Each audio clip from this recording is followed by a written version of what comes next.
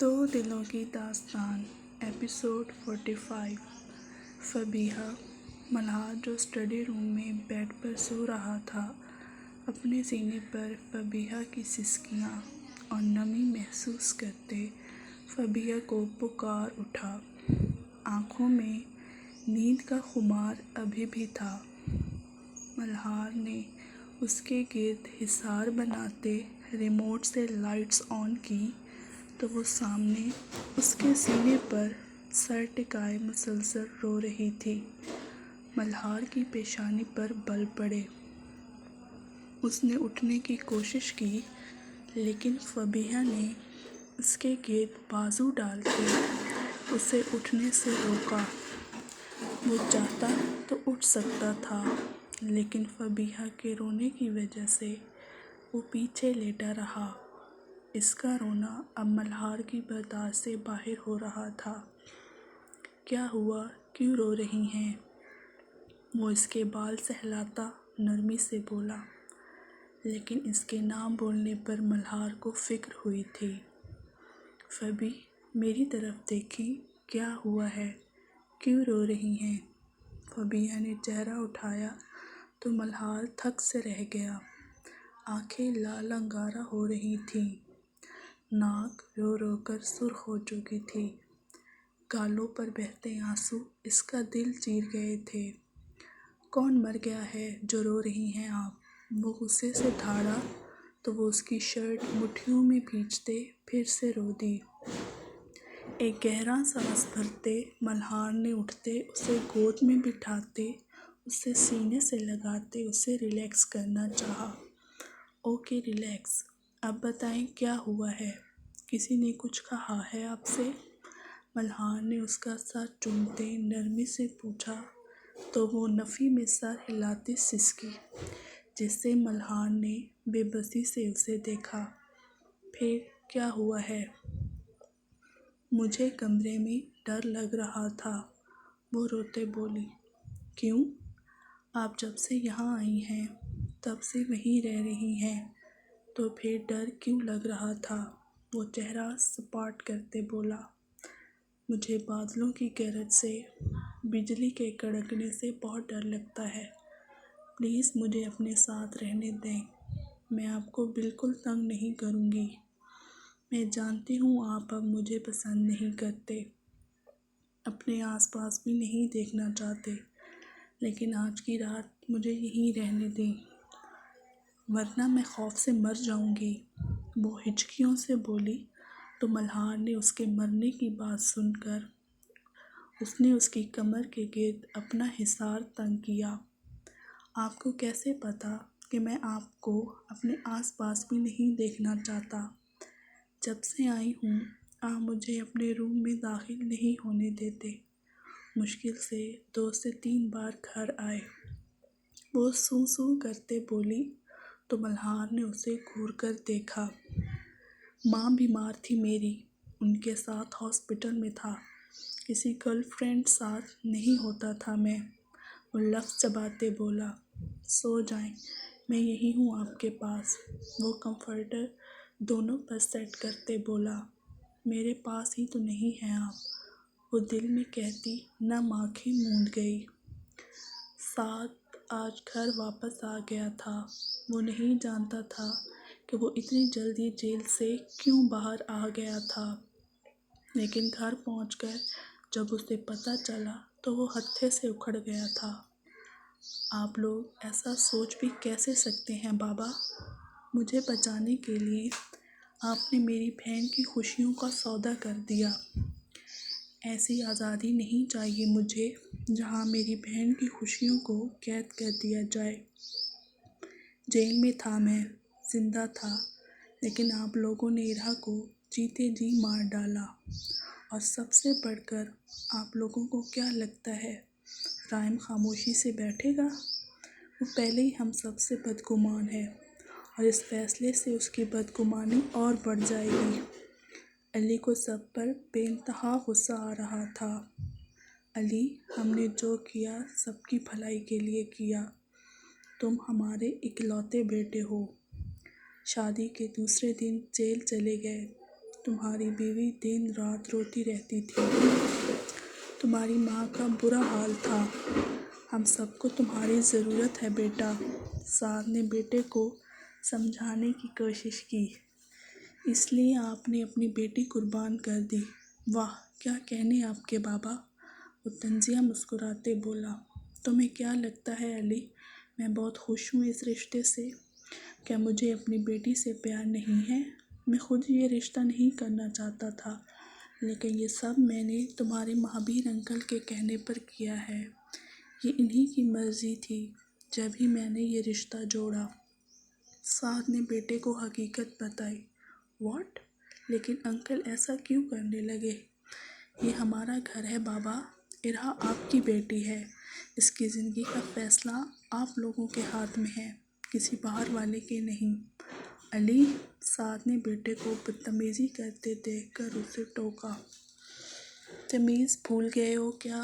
جسے باہر کا کہہ رہے ہو، اسی کی وجہ سے آج گھر میں موجود ہو تم، اور ارہا ہماری دشمن نہیں ہے، اس کا باپ ابھی زندہ ہے، تمہیں پریشان ہونے کی ضرورت نہیں ہے، جاؤ اپنے کمرے میں۔ سعد اسے دو ٹوک بات کرتے اپنے کمرے میں چلا گیا تو علی بھی مٹھیاں بھیجتے کمرے میں چلا گیا۔ وہ کالج سے واپس آ رہی تھی جب اچانک کسی نے بازو سے پکڑ کر سائڈ پر دھکیلا۔ میڈم، آنکھیں کہاں رکھ کر چل رہی تھیں؟ اتنا بڑا ٹرک نظر نہیں آیا؟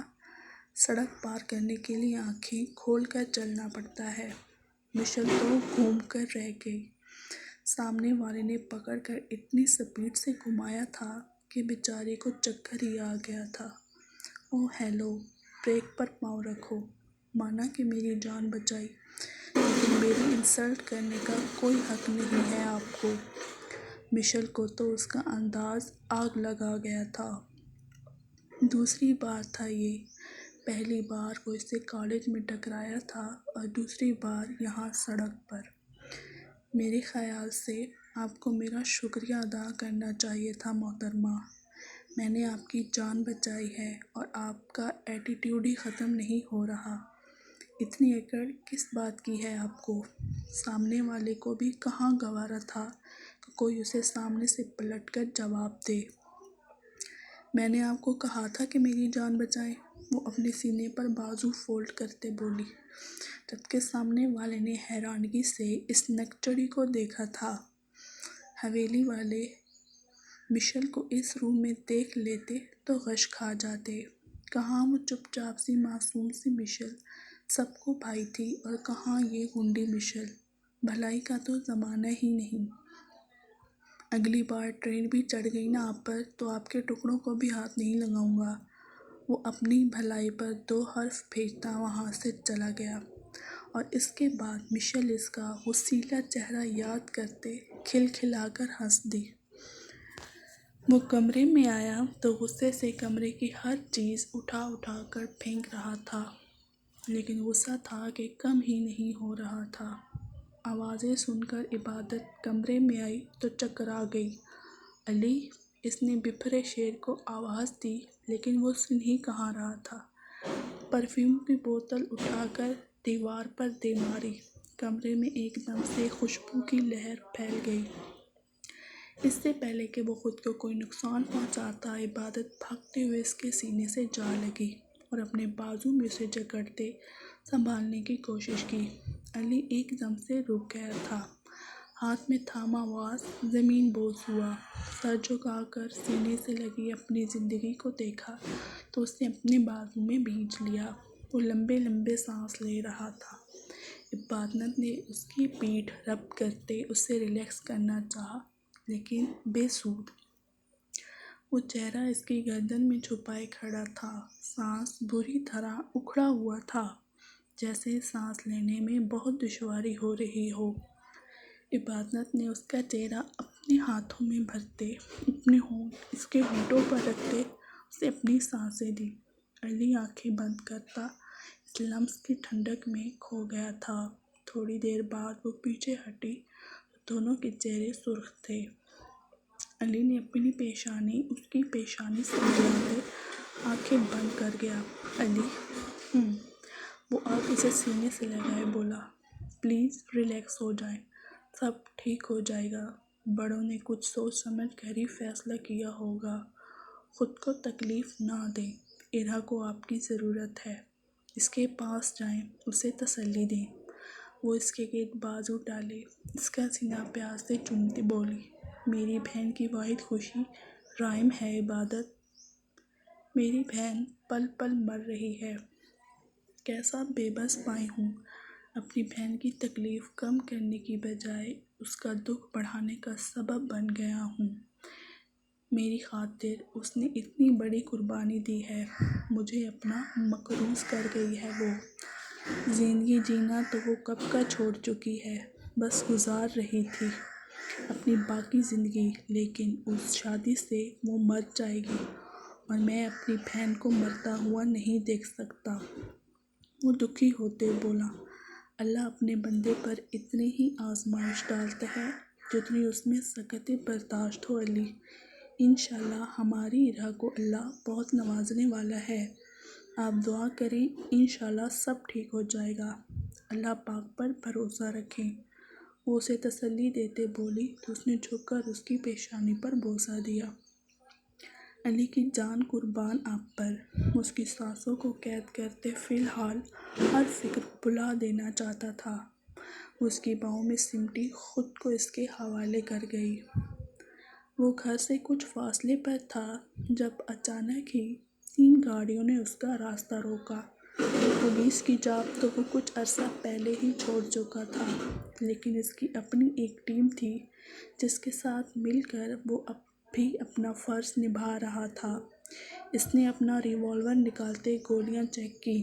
اس سے پہلے کہ وہ باہر نکلتا، وہ آدمی اس کی گاڑی کو گھیر چکے تھے۔ باہر نکلو، وہ سب لوگ ماسک لگائے ہوئے تھے۔ ظاہر نے گاڑی کا دروازہ زور سے کھولا، جس کی وجہ سے دروازے کے ساتھ کھڑا آدمی پیٹھ کے بل زمین پر جا گرا۔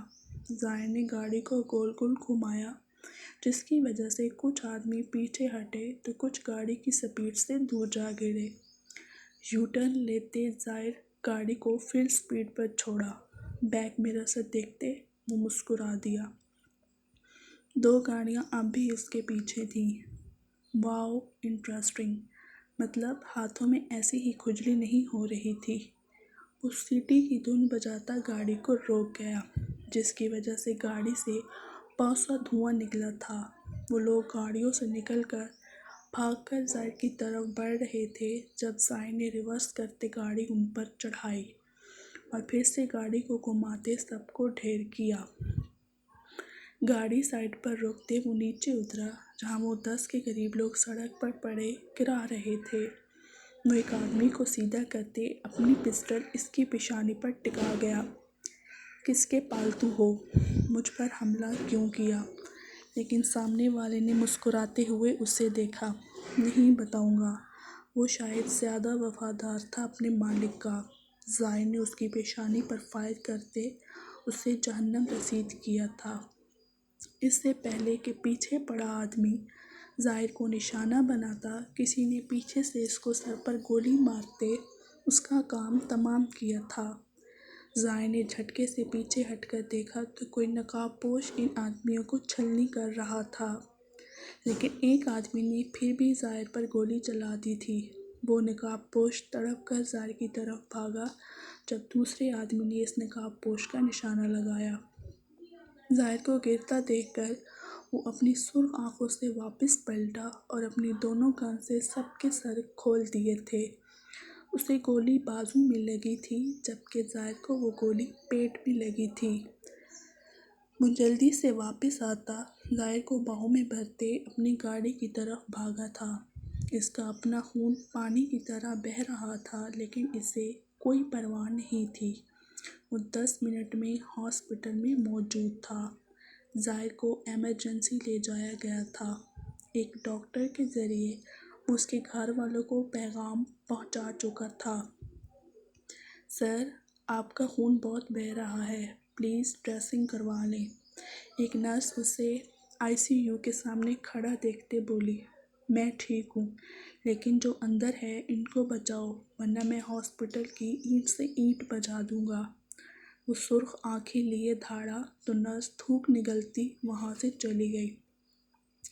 تھوڑی دیر بعد اسے دریاب، من، مصدق، زارا دروازے سے آتے دکھائی دیے تو ان کو دیکھتے لمبے لمبے ڈگ بھرتا وہاں سے چلا گیا۔ وہ دوسرے ڈاکٹر سے اپنی ڈریسنگ کروا رہا تھا۔ آنکھیں بند تھیں لیکن دل ظاہر کی وجہ سے بہت پریشان تھا۔ آپ نے کیوں منع کر دیا کہ آپ کے بارے میں راجپوت فیملی کو کچھ نہ بتایا جائے؟ آپ نے ان کی فیملی ممبر کی جان بچائی ہے، وہ آپ سے ضرور ملنا چاہیں گے۔ وہ ڈاکٹر اسے خفگی سے دیکھتے بولا، ان لوگوں کو کچھ پتہ نہیں چلنا چاہیے ورنہ تمہارا سر کھول دوں گا میں۔ وہ ڈاکٹر کو دھمکاتے بولا تو وہ منہ بنا گیا، مرنا آج شام کو گھر، تمہاری بھابھی یاد کر رہی تھی تمہیں۔ شوہر کی کوئی پرواہ نہیں، لیکن دیور کے لیے 10 کھانے بنا سکتی ہے، جیسے مفت کے پیسے ہیں نا۔ ڈاکٹر ارشد اس کی ڈریسنگ کرتے بڑبڑائے، یوں کہو نا جیلسی ہو رہی ہے تمہیں جیلی ڈاکٹر۔ وہ دونوں بہت گہرے دوست تھے، یہ بات بھی کچھ لوگ ہی جانتے تھے۔ چلتی ہے میری جوتی منہاج راجپوت، ڈاکٹر ارشد چل کر بولے تو وہ کہکا لگا اٹھا۔ ارشد اسے یوں ہنستا دیکھ کر ہاتھ دھونے کمرے کے ساتھ بنے واش روم میں چلے گئے، جبکہ منہاج انجیکشن کی وجہ سے آنکھیں موند گیا۔ کون تھا یہ منہاج راجپوت؟ کوئی دشمن یا پھر دوست؟ یہ تو آگے جا کر ہی پتہ چلنا تھا۔